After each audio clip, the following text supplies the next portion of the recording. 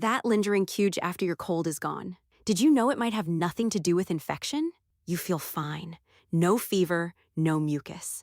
But that dry, tickly cough just won't quit. Weeks go by and it's still there.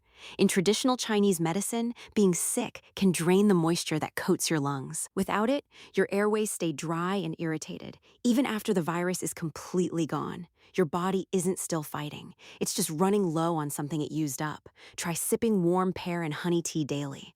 Both are known to gently support lung moisture and may help calm that lingering tickle.